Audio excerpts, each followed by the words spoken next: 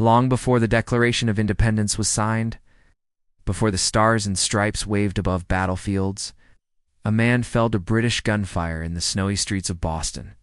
His name was Crispus Attucks, a dockworker, a runaway slave, perhaps the first American to die for liberty. Yet today, few remember his name.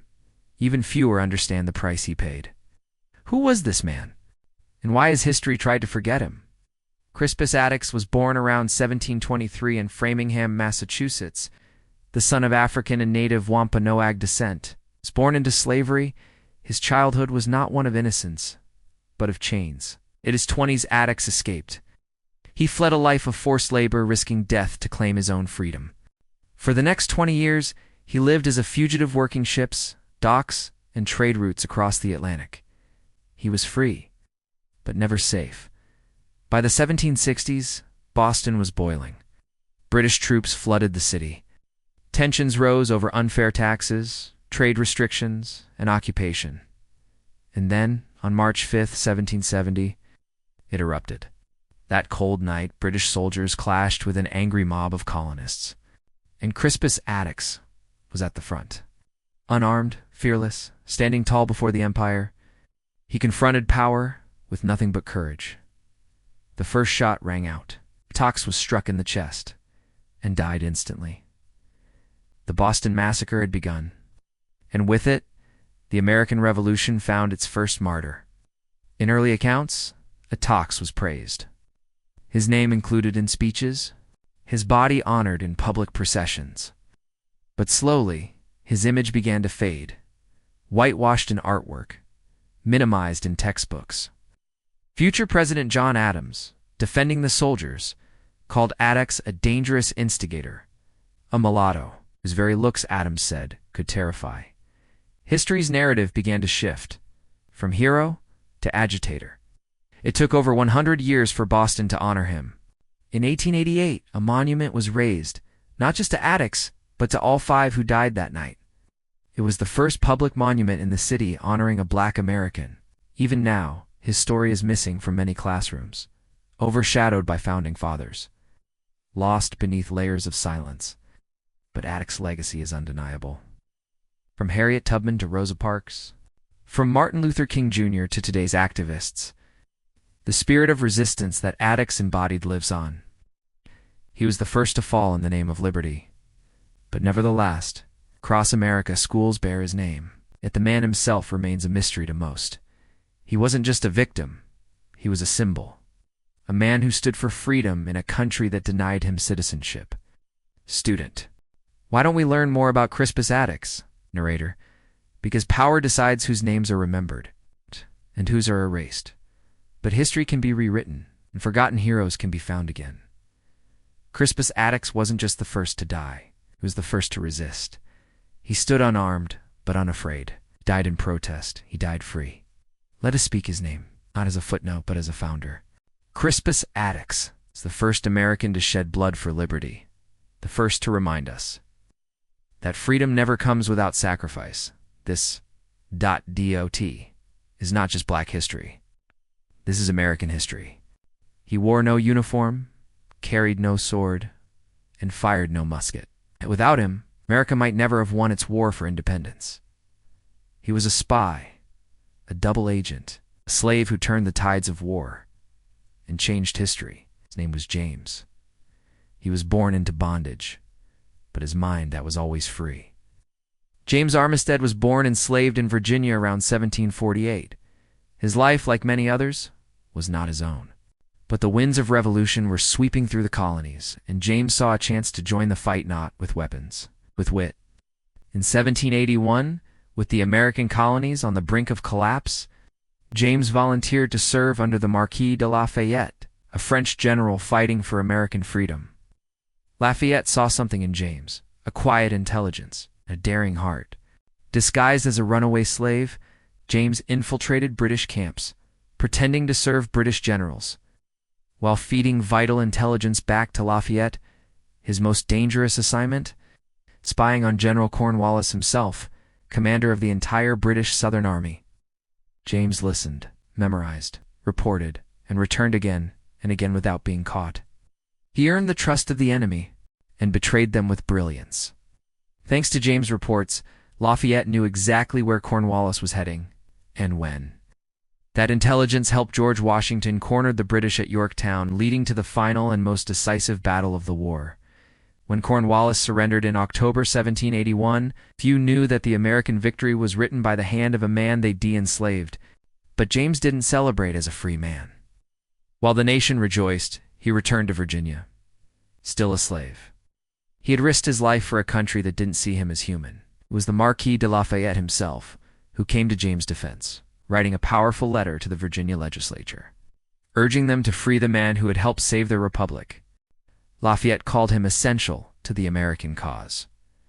In 1787, after 6 more years in bondage, James Armistead was finally granted his freedom. He took a new name, James Armistead Lafayette, in honor of the general who never forgot him. James lived the rest of his life as a free man in Virginia. He married, raised a family, and bought land. The spy who outwitted kings died a quiet farmer in a country he had helped to birth. But James Armistead Lafayette rarely appears in our textbooks. There are no Hollywood movies about him, no national holiday, no monument in Washington. America's first successful double agent, forgotten by the country he helped save, yet his legacy lives on. In every agent who gathers intelligence, in every citizen who resists oppression, in every American who believes that knowledge is power. He didn't just steal secrets. He gave the revolution its greatest weapon, the truth. James Armistead Lafayette, slave, spy, savior. He fought for a freedom he wasn't allowed to share, but helped make real. This is his story. This is his victory. This is American history. When we think of the light bulb, we think of Thomas Edison. We think of invention, innovation, illumination. But what if the light bulb's glow, the very thing that made it practical, wasn't Edison's idea at all?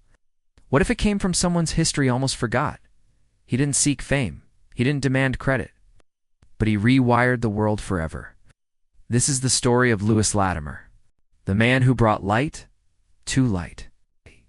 Born in 1848 to formerly enslaved parents, Lewis Latimer's story began in the shadows of freedom's fight. His father, George, escaped slavery in Virginia. His mother, Rebecca, raised their children under constant threat of recapture. Freedom was fragile, but Lewis made it powerful. He had no formal education, just curiosity, a pencil, and grit. By 16, he lied about his age to enlist in the U.S. Navy during the Civil War. He returned home a veteran and a draftsman in the making. Latimer taught himself mechanical drawing, an elite skill at the time. Soon worked at a patent law firm, sketching inventions for hopeful creators. One of those inventions, a telephone designed by Alexander Graham Bell. Bell's patent application, drawn by Latimer. But it was light, not sound, that would define his legacy. At the time, Edison's bulb could glow, but not for long. The filament burned out quickly. Invention wasn't ready for the real world. Latimer had the answer. He developed a longer-lasting, more durable carbon filament, turning the light bulb from fragile prototype to mass-market reality. His filament was cheaper, safer, brighter, and it worked. In 1881, he co-patented a process for manufacturing the filament. In 1882, he joined the U.S. Electric Lighting Company. Later, he joined Edison himself. Latimer became the only black member of Edison's elite team, the Edison Pioneers. Not just an engineer, but a pioneer in the truest sense. But he didn't stop at invention. In 1890, he published Incandescent Electric Lighting, a practical description, one of the earliest and most comprehensive guides to electrical engineering. He wasn't just creating light, he was teaching the world how to use it. Because of Lewis Latimer, homes across the globe could light up safely. Offices stayed open longer, cities never truly slept again. Latimer's brilliance never dimmed. He went on to design air conditioning systems, improve train toilets, and champion civil rights. Died in me. In 1928, at the age of 8, surrounded by family and a world lit by his legacy. Today, his name is often missing from history books. But every time a light flicks on, Latimer's genius shines again. He proved that invention belongs to everyone, not just to those whose names make headlines. That behind every bright idea, or maybe someone history tried to hide, Lewis Latimer, inventor, engineer, visionary, the son of fugitives, who who gave light to the world. Let us remember him not as an exception, but as a reminder that genius knows no color, and history has more pages left to turn. When we think of the light bulb, we think of Thomas Edison. We think of invention, innovation, illumination. But what if the light bulb's glow, the very thing that made it practical, wasn't Edison's idea at all? What if it came from someone's history almost forgot? He didn't seek fame. He didn't demand credit. But he rewired the world forever. This is the story of Lewis Latimer, the man who brought light to light. Born in 1848 to formerly enslaved parents, Lewis Latimer's story began in the shadows of freedom's fight. His father, George, escaped slavery in Virginia. His mother, Rebecca, raised their children under constant threat of recapture. Freedom was fragile, but Lewis made it powerful. He had no formal education, just curiosity, a pencil, and grit. By 16, he lied about his age to enlist in the U.S. Navy during the Civil War. He returned home a veteran and a draftsman in the making. Latimer taught himself mechanical drawing, an elite skill at the time. He soon worked at a patent law firm, sketching inventions for hopeful creators. One of those inventions, a telephone designed by Alexander Graham Bell. Bell's patent application, drawn by Latimer. But it was light, not sound, that would define his legacy. At the time, Edison's bulb could glow, but not for long. The filament burned out quickly. Invention wasn't ready for the real world. Latimer had the answer. He developed a longer-lasting, more durable carbon filament, turning the light bulb from fragile prototype to mass-market reality. His filament was cheaper, safer, brighter, and it worked. In 1881, he co-patented a process for manufacturing the filament. In 1882, he joined the U.S. Electric Lighting Company. Later, he joined Edison himself. Latimer became the only black member of Edison's elite team, the Edison Pioneers. Not just an engineer, but a pioneer in the truest sense. But he didn't stop at invention. In 1890, he published Incandescent Electric Lighting, a practical description, one of the earliest and most comprehensive guides to electrical engineering. He wasn't just creating light, he was teaching the world how to use it. Because of Lewis Latimer, homes across the globe could light up safely.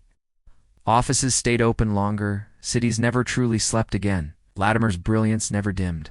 He went on to design air conditioning systems, improve train toilets, and champion civil rights. In 1928, at the age of 8, surrounded by family and a world lit by his legacy. Today, his name is often missing from history books. But every time a light flicks on, Latimer's genius shines again. He proved that invention belongs to everyone, not just to those whose names make headlines. That behind every bright idea, or maybe someone history tried to hide, Lewis Latimer, inventor, engineer, visionary, the son of fugitives who gave light to the world. Let us remember him not as an exception, but as a reminder that genius knows no color, and history has more pages left to turn. They carried no guns. They stormed no beaches. But they waged a different kind of war, against delay, against chaos, against discrimination on two fronts. The U.S. Army called them postal workers, but history knows them as warriors in uniform. They were the 6,888th Central Postal Directory Battalion, and they were sent to Europe not to fight bullets, but to fight backlogs. During World War II, over 7 million American soldiers fought overseas. Each day they waited for letters from home, from mothers, from sweethearts, from children. But by 1945, millions of those letters sat undelivered in warehouses across Europe. Morale was plummeting. Troops were losing hope.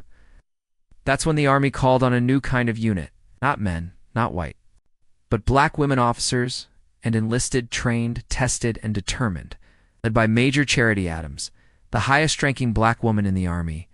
The 6,888th was born. In early 1945, the unit crossed the Atlantic in dangerous waters, dodging German U-boats. Their destination, Birmingham, England. Their mission? Sort over 17 million pieces of undelivered mail by hand. They worked in shifts around the clocks, 7 days a week. No automation, no air conditioning, just long tables, cold fingers, and burning purpose. 3 8-hour shifts, 24 hours a day, systematic, tireless, precise. They created a card index of over 7 million names to match soldiers with nicknames, misspellings, or old addresses. They sorted, routed, and cleared a massive 6-month backlog. In just 3 months, they weren't welcomed as heroes. They were often doubted, watched, disrespected. When a general threatened to segregate their workspace, Major Charity Adams stood tall and said, "Over my dead body, sir." She didn't flinch, and the general backed down. After Birmingham, they were sent to France, Rouen, then Paris to do it all again. They worked through freezing nights, bombed out cities, and prejudice from within their own military. No mail, low morale. That was their motto. Thanks to the 6888, thousands of soldiers received letters that had been lost for months. Letters that reminded them they were loved, they mattered, that they were human. When the war ended, the 6888th returned to silence. No parades.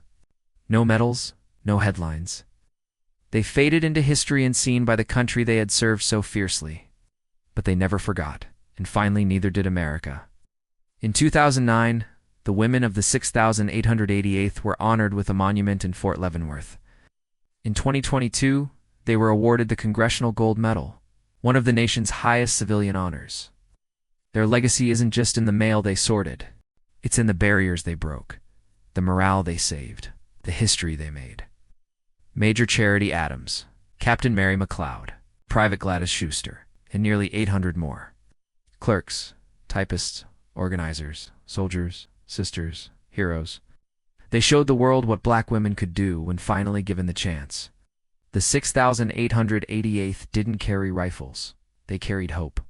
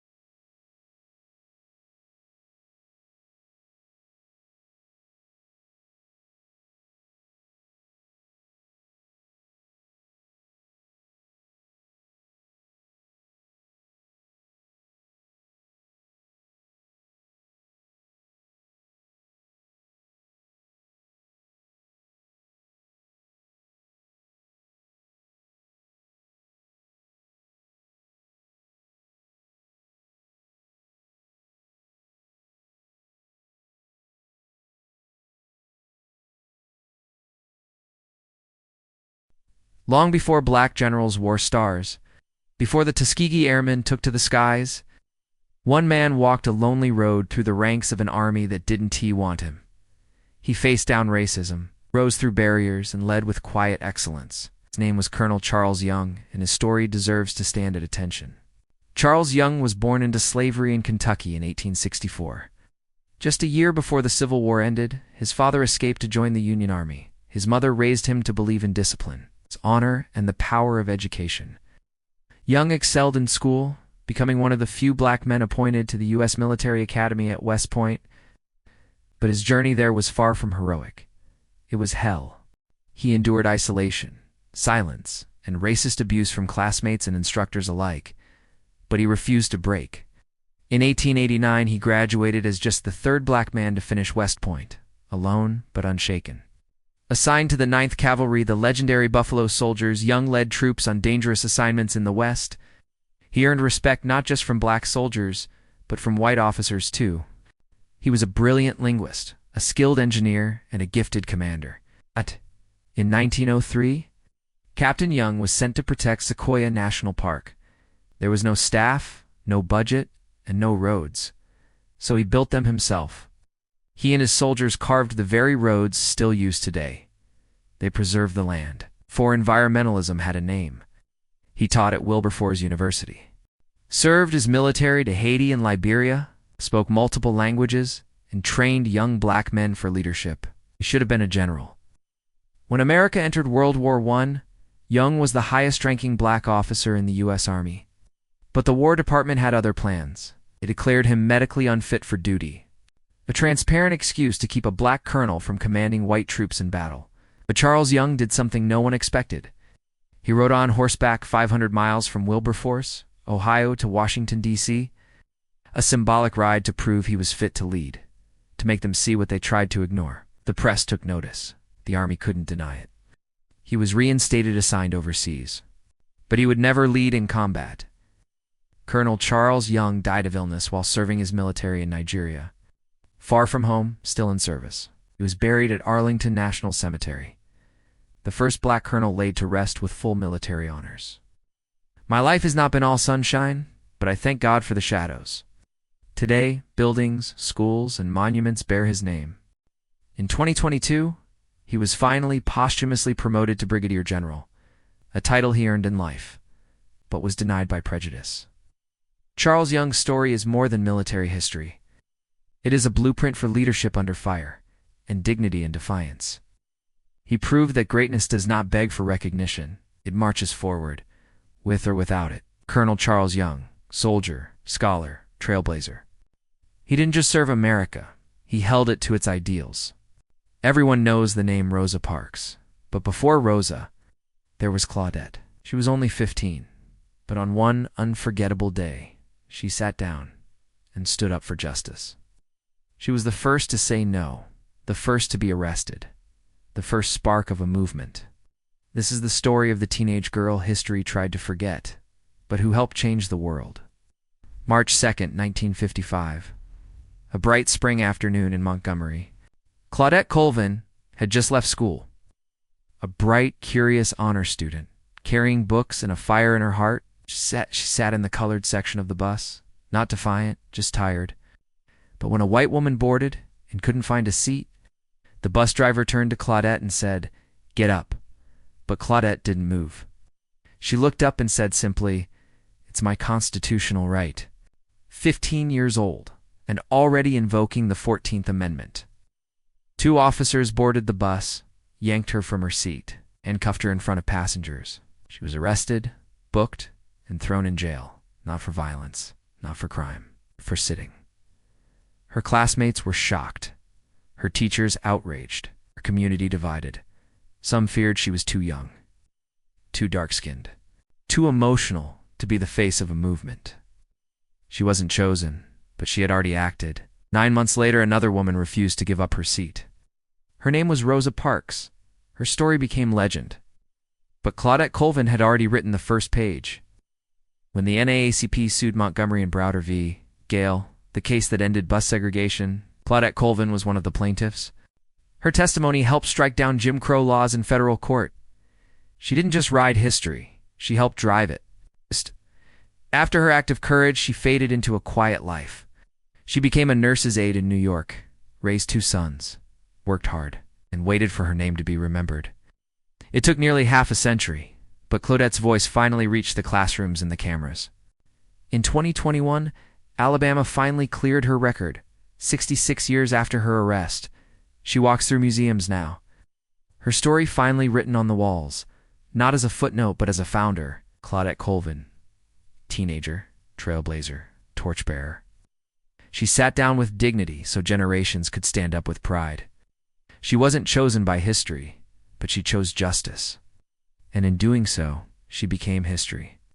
Before Harriet Tubman, before Frederick Douglass became a household name, there was David Ruggles, man who wrote, fought, and rescued, not with weapons, but with words, law books, and unshakable will. He was a journalist, spy, a conductor of freedom, the architect of one of the most effective underground resistance networks in American history. David Ruggles was born free in 1810 in Connecticut. But freedom wasn't safety. Not in America. Even free black people were at risk of kidnapping, violence, and being sold back into slavery. By his early 20s, Ruggles opened the first black-owned bookstore in the United States. He sold abolitionist literature books that told the truth others wanted hidden. He used ink and paper like weapons, and every page was an act of rebellion. He edited The Mirror of Liberty, America's first African-American magazine. He used it to expose slave catchers, corrupt police, and the brutality of the system. He printed the names of kidnappers, published anti-slavery essays, and called out Northern hypocrisy. At a time when fugitive slave laws allowed free black people to be snatched off the streets, Ruggles fought back. He founded the New York Committee of Vigilance, a direct action team that provided lawyers, shelter, and resistance. They rescued over 600 people from slavery, many just hours before they would have vanished forever. Ruggles didn't wait for laws to change. He built his own justice system. His home became a key stop on the Underground Railroad, known across the East as a safe house of liberation. In 1838, a fugitive named Frederick Douglass arrived at Ruggles' door. Hungry, dirty, terrified, Ruggles hid him, fed him, and helped him marry his love Anna. Then he gave Douglass the ticket to freedom that changed the world. Without David Ruggles, there may never have been Frederick Douglass as we know him. His courage made him enemies. He was beaten, jailed. His office was burned to the ground, but he kept going. In his later years, nearly blind and in poor health, Ruggles moved to Northampton, Massachusetts. There, he opened one of the country's first hydrotherapy centers, a wellness clinic that served both black and white patients. Even as his eyes failed, his vision remained clear. He died at 39. No statues, no parades. But his fingerprints were on hundreds of freed lives and one revolution. He wasn't looking for glory. He was creating possibility. He lit a fire in others, and that fire became a movement. David Ruggles, publisher, protector, pathfinder. He didn't wait for freedom to arrive.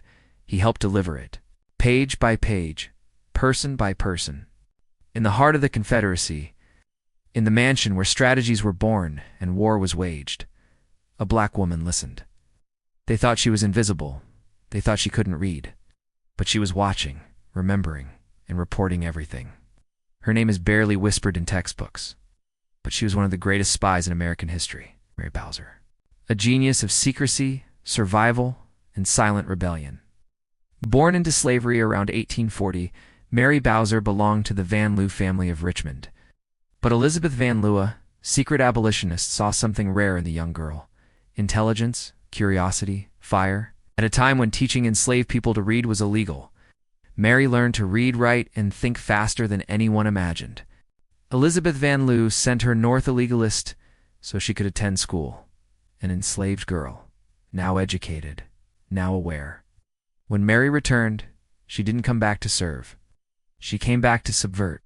As war ignited across the nation, Elizabeth Van Lew built a spy ring for the Union right inside the Confederate capital, and her most daring agent, Mary Bowser, because of her skin, her gender, and her role. They assumed she was ignorant. She let them believe it.